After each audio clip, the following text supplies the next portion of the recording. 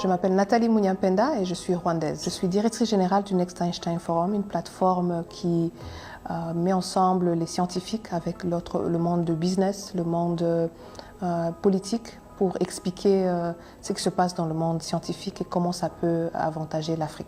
Je vois l'éducation comme une chaîne de valeur et je crois que on a l'opportunité aujourd'hui, surtout là où je travaille, dans notre écosystème, d'apporter des changements dans chaque partie de la chaîne de valeur. Et c'est ça qui apporte de la transformation. Je crois qu'en Afrique, on parle souvent de l'innovation, une application, mais on ne parle pas de la chaîne de valeur, ce qui apporte l'industrialisation.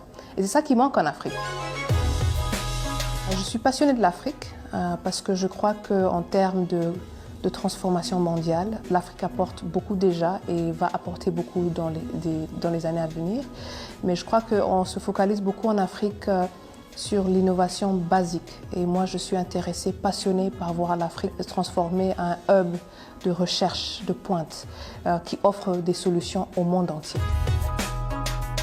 J'ai commencé avec le gouvernement canadien. J'ai fait l'économie politique à l'école et puis la communication en maîtrise aux États-Unis. J'ai fait mes études en grande partie en dehors de l'Afrique.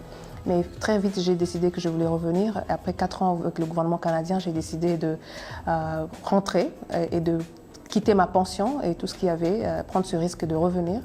Et je n'ai jamais regretté depuis que je suis partie parce que j'ai fait 2 ans avec le gouvernement rwandais dans le bureau du porte-parole et ça a été une grande opportunité pour moi de voir les défis qui existent.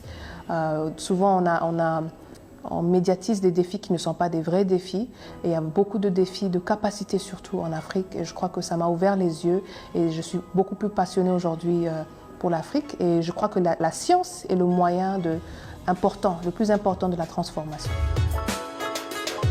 On travaille sur toute la chaîne de valeur, ça veut dire qu'on a des financements qui viennent à tous les cadres. On travaille avec les enseignants, par exemple, à l'école secondaire en maths.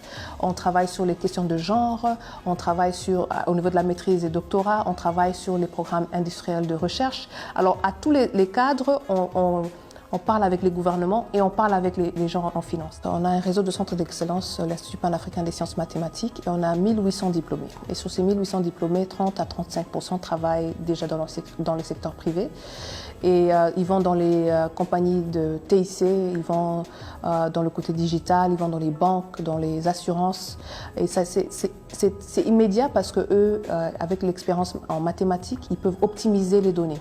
Et aujourd'hui, on parle beaucoup des données, mais on n'a pas les talents pour le faire. Et pourtant, nous, on a un centre d'excellence qui produit ce genre de talent. Je crois que le grand défi, c'est de pouvoir expliquer au secteur privé africain qu'il faut investir dans des jeunes qui travaillent, qui font des formations spécifiques comme ça.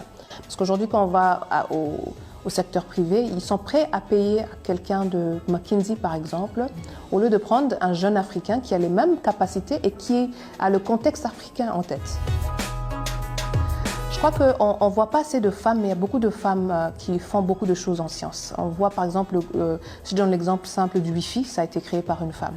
Alors on voit pas les femmes parce que les contributions scientifiques des femmes sont invisibles. Et nous, au Next Einstein Forum, on travaille beaucoup pour vulgariser ou mettre une face sur un scientifique femme. Et aujourd'hui, on le fait parce que je crois que le role modeling, voir quelqu'un qui te ressemble, noir comme toi, qui est une grande scientifique partout au monde, ça donne de l'inspiration et ça motive les jeunes filles à continuer dans les filières de sciences.